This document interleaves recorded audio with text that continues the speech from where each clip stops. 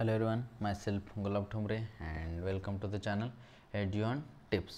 बघा आजच्या लेक्चरमध्ये आपण बघणार आहोत that is the medical termination of pregnancy. Okay, पाठीमागच्या लेक्चरमध्ये बघितलं होतं जे नॅचरल काय मेथड्स वगैरे आहेत त्या सगळ्या बघितल्या होत्या. ओके, आणि आजच्या लेक्चरमध्ये नॅचरल किंवा IUDs वगैरे जेवढ्या काय मेथड्स वगैरे आहेत म्हणजे अनवॉन्टेड प्रेग्नन्सी प्रिव्हेंट करायच्या तेवढ्या सगळ्या मेथड्स बघितल्या होत्या. आजच्या लेक्चरमध्ये आपण MTP that is medical termination of pregnancy बघणार आहोत. Okay, let's start it.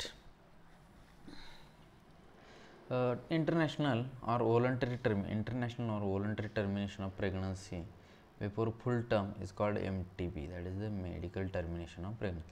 International voluntary termination of pregnancy before full term is called medical termination or induced abortion.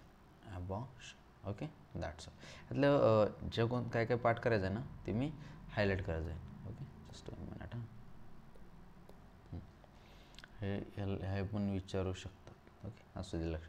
Nearly 45 ते 50 मिलियन MTPज perform in year all over the world. हे पण विचारू शकतात. Data, this is important.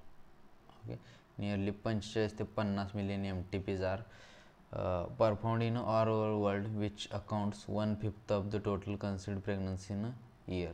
Okay, ते 1/5 total का जेवढ्या म्हणजे एका वर्षात प्रेग्नन्सी कन्सीव होते त्यातलं 1/5 हे होते. Okay, whether to accept or legalize MTP or not is being debated upon many countries due to emotional, ethical, religious and social issues involved in it. Okay, Government of India has legalized MTP in 1971. Yes, that is important.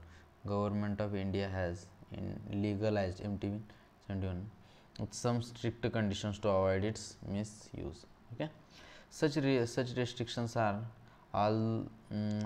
all more important to check indiscriminate and illegal female feticide which are reported to be high in India. Okay, that's all. So why MTP?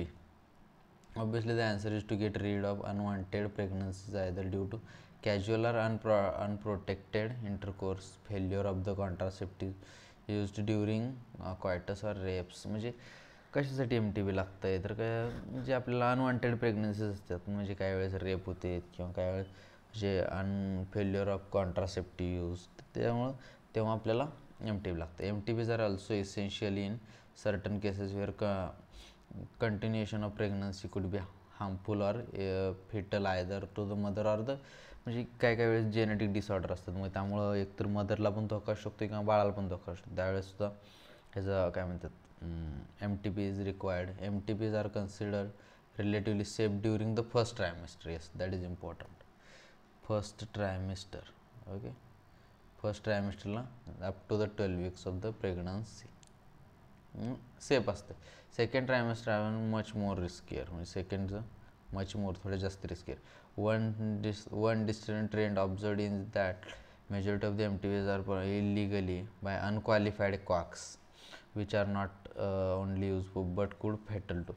Another dangerous trend is the misuse of amniocentesis to determine the sex of the unborn child. Okay, frequently if the fetus is found to be female, it is followed by MTP. This is totally against what is legal. Okay, such practices should be avoided because these are dangerous for both for the young mother and the fetus. Effective counseling on the need to be avoid unprotected coitus and risk factors involved in the that's all. Okay, as well as providing much health care mentioned and healthy trend. That's all. जास्त यात काय लक्षात ठेवायसारखं नाही आहे. हे लक्षात ठेवा 45 ते 50 मिलियन MTPs परफॉर्म होते. 1/5 जेवढ्या हे होते त्या 1/5 आणि इंडियामध्ये 1971 लेवल आहे आणि पहिल्या टर्ममध्ये सेफ असते. पहिल्या असं ट्रायमेस्टरमध्ये ठीक आहे, दुसऱ्यामध्ये थोडंसं हे होतं आणि तिसऱ्यामध्ये तर करायचं नाही. Okay, that's all. Okay, that's our topic is over. Thank you so much. Bye bye. एकदा जस्ट वाचून घ्या and you will get it.